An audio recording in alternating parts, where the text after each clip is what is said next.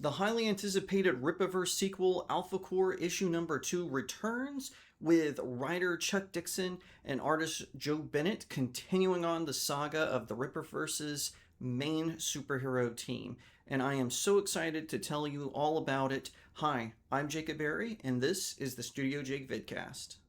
'Cause I've been living life right like I could just die any minute. Going for a ride down the side. Thank you so much for tuning in today. Be sure to like, share, subscribe, and if you're watching on mobile, be sure to hype this video on the YouTube app. It does something for my channel, something good apparently. I'm not really sure what that is, but I appreciate it if you did it nonetheless. After the release of Alphacore, they decided to use that group, Brian Solare, Braxwell, and Ingrid Valdez, as a way to sort of bring the Rippaverse together. They would make appearances in other releases, such as The Horseman and Yaira, but they hadn't had a solo release in a very long time. And a lot of fans, including yours truly, was excitedly asking for a sequel to Alphacore. And guess what? We finally got it. As such, I will be reading from my review of Alphacore issue number 2 from my Substack, which is linked both in the description of this video and the pinned comment, so you can head over there after this video and check it out. But for now, I'm going to take a look and tell you what I found. The second issue of Alphacore was published by the Rippaverse. Chuck Dixon returns to pen the story and Joe Bennett illustrated the artwork. According to the description, the Alphacore's Brian Solare, Jeremiah Braxwell, and Ingrid Valdez are being heavily scrutinized by the media, politicians, and their fellow Flores Park citizens. The aftermath of the crash of the Eagle's Nest has resulted in the window of opportunity that those with nefarious intentions need to gain a foothold in the affluent city and attempt to push the superhero cop team out. However, while the exit wing of the FPD attempts to navigate these turbulent waters, new forces are emerging in the shadows that may require an unconventional and red tape-free approach. Bennett's artwork is top-notch. She brings the story to life to the point where the action pops off the page. There is a full-page image of Brian Solare as he heads for an aerial battle that really captured my attention. There is another sweet image of Valdez using her motorcycle as a battering ram, and I was here for it. The story was also exciting. The Alphacore is not popular after their base crashed in Flores Park, Texas, so they are under close watch. Dixon crafts it in a way that you cannot put it down. He is a talented writer who makes the team dynamic of the Alphacore work. This one had a ton of action, and it is no spoiler to say that we get to see Solare take a major hit.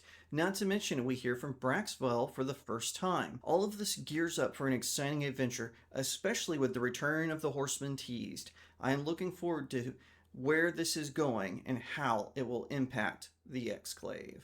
For the uninitiated, the Exclave is an upcoming super event that the Rippaverse is putting on, and I am so excited for it. And here is my copy of Alphacore number 2, and I decided to go with Cover D by Rod Looper and colorist Marcus Martins. The two of them did an amazing job. Now, I did go back and forth because each one got a solo cover. So there was a solo cover for Solare, one for Valdez, and one for Braxwell. But I decided to do one that had the entire team. I just thought that looked cool. I do have a few where the characters are soloed, but I just thought that for this particular issue, since it was a team effort, I wanted to show off the team. And let me tell you, I love the way this pops off. You've got Solare, who is the leader of the group. He is off in the distance looking out over Flores Park. You've got Braxwell, who is team support, and he is always watching out for the other two. He's in the background kind of looking out as well. And then of course you've got Ingrid, who she is the newest member of the team, and she's a little bit of a hothead, but she is so cool nonetheless. I love this whole team, and I love this cover and how it represents the team. They are so well illustrated here, and I just wanted to shout out Rod Looper and Marcus Martins for their work on this cover. This is hands down fantastic. And like I said, this was a very exciting adventure. I really enjoyed Alphacore. It's what I always say. At ISOM, he is the flagship character. He's on my shirt. You can see him. He's on the left side. He is fantastic. He really brought me first into the Rippaverse, obviously, because he's the flagship character, but also Alphacore as the second release of the entire Rippaverse, it really made me a fan. And then I always say Yaira made me ride or die. Yaira is still my favorite character in the Rippaverse. That could change over time. I'm not saying it won't, but for now she definitely is. But Alphacore as a team is really cool. They're not really anything like the Justice League or the X-Men or the Fantastic Four or Defenders or whoever you want to describe. Since they are a trio, their dynamic is way different. Each of them has like a more specialized role in it. At one time, they did try to recruit a fourth member.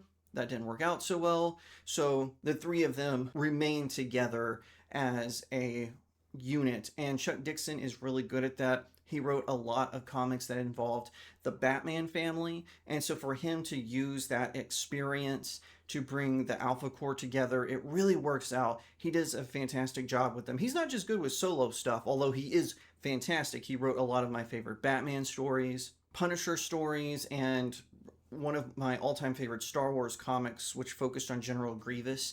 So to see him be brought in to bring the Alphacore as well as characters like the Horseman to life, I am so excited. And he just does a fantastic job with this story. I loved reading it. I couldn't put it down. I read it in one sitting. For graphic novels, that's unusual for me. I usually like to chapter them out. I didn't with Alphacore. I read it in one sitting and I had so much fun. And like I said, Joe Bennett's artwork is fantastic. This is the image I mentioned in my review of Solari going off for an aerial flight. It is so cool. Look at just look at the details of how he draws Solari, down to his muscles and how it affects his uniforms and whatnot. He has just so much talent, and he really makes the stories pop off the page. He really makes them come to life in an excellent way. Bennett is a fantastic artist. Demonstrated by the second page, which shows Ingrid using her motorcycle as a battering ram. It is such a cool image. It is a sleek image, and he does a great job with it. I just loved every aspect of this. I thought it went so well together, and it flowed so good. The two of them are definitely the dynamic duo of the Alphacore comics. They're not the only dynamic duo at the Rippaverse. The Saska sisters certainly work well together, as does Eric July and Kanan White, who is an artist.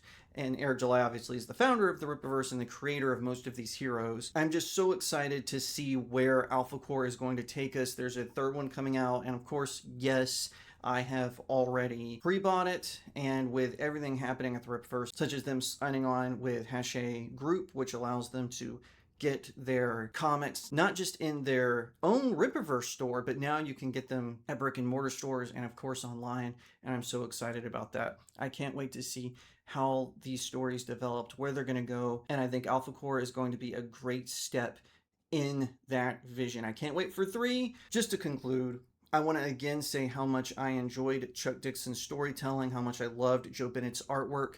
Alphacore number 2 is definitely one you are going to want to get for your collection, especially if you like superhero comics. This is a great team. It's a great team dynamic, and the Rippaverse is only getting better. And again, don't let my hair freak you out. It's going to be short in some and long in others because there were a few videos that I found errors in that I had to re-edit, and they were filmed before I got my hair cut, so you'll see my hair suddenly big again, and then it'll go back to normal. But if you're wondering why I have a big Batman ensemble behind me, there's a big announcement coming, and there'll be more about that in a future video. I appreciate you watching this video today. Be sure to give it a like, share it out to all your friends, leave me a comment on what you think, and don't forget to subscribe. If you're watching on YouTube, ring that little bell so you get notifications when I post a new vidcast, and don't forget to hype this video on YouTube mobile app. If you want to support me in the work that I do, please head on over to my Substack. That's studiojakemedia.substack.com. The link is in the description of the video, as well as there's a link in the pinned comment.